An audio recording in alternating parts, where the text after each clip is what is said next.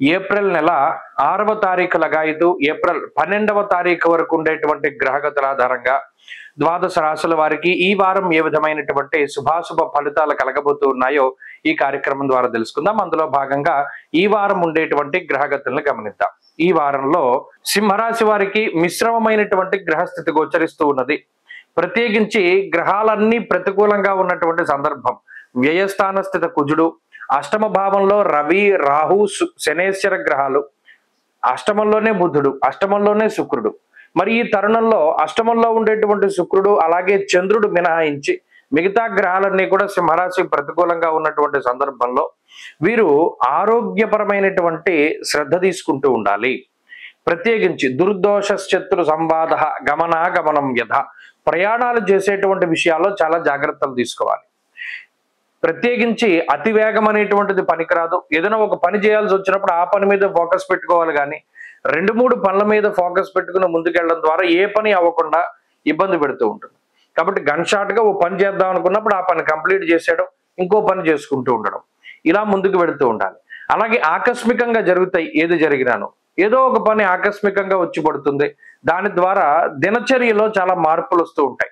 అంటే మనం రోజు ఇలా ఉండాలి, ఈ టైంకి ఇది చేసుకోవాలి అని అనుకుంటూ ఉంటారు, ప్రణాళిక వేసుకుంటూ ఉంటారు. ప్రణాళికాబద్ధంగా ఏది జరగదు. ఆ సమయానికి ఏదో ఒకటి పని రావడం, దానిలోకి వెళ్ళిపోవడం, ఈ ప్రణాళిక అంతా కూడా విచ్ఛిన్నం అయిపోవడం, ఇటువంటివి ఎక్కువగా జరుగుతూ ఉంటాయి. నిగూఢమైనటువంటి విషయాలని సేకరిస్తూ ఉంటారు. అంటే ఎవరికి తెలియనటువంటివి, ఎక్కడా విననటువంటివి, ఎవరు చూడనటువంటివి, ఇటువంటి కొన్ని రహస్యాలని సేకరించి కొంత మస్తిష్కంలో పెట్టుకుంటారు. అంటే ఎప్పుడైనా ఎవరైనా అడిగితే చెప్దామనో, లేకపోతే మీ ఇంట్రెస్ట్ కొద్దీనో కొన్ని పుస్తకాలు చదవడమో, వాటి నుండి ఏదైనా ఇన్ఫర్మేషన్ సేకరించడం, ఇటువంటి వాటివన్నీ కూడా రీసెర్చ్ ఓరియంటెడ్ థింగ్స్ అన్ని కూడా సింహరాశి వారు చేయడానికి అవకాశం ఉంటుంది. అయితే వ్యయస్థాన స్థిత కుజుడు నిద్రాభంగాన్ని కలగజేస్తారు. అంటే ఎంత శరీరం అలసిపోయి మనం పడుకుందామన్నా నిద్ర పట్టకపోవడం అనేటువంటిది ప్రధానమైన సమస్యగా ఉంటుంది. అది సింహరాశి వారిలో ఎక్కువగా చూడవచ్చును. కాబట్టి ఎప్పుడు నిద్ర వస్తే అప్పుడు ఆ సమయానుకూలంగా శరీరానికి కొంత విశ్రాంతిని కేటాయిస్తూ ముందుకు వెళుతూ ఉండడం చెప్పదగినటువంటి సూచన. అంతేకాకుండా ప్రత్యేకించి సింహరాశి వారికి కొంత శారీరక శ్రమ ఉంటుంది, డబ్బు ఖర్చు అధికంగా ఉంటుంది. ప్రతి విషయంలోనూ, ప్రతి చిన్న పనిలోనూ ఆ పనులన్నీ కూడా వాయిదా పడేటువంటి పరిస్థితులు మనం చూడవచ్చు.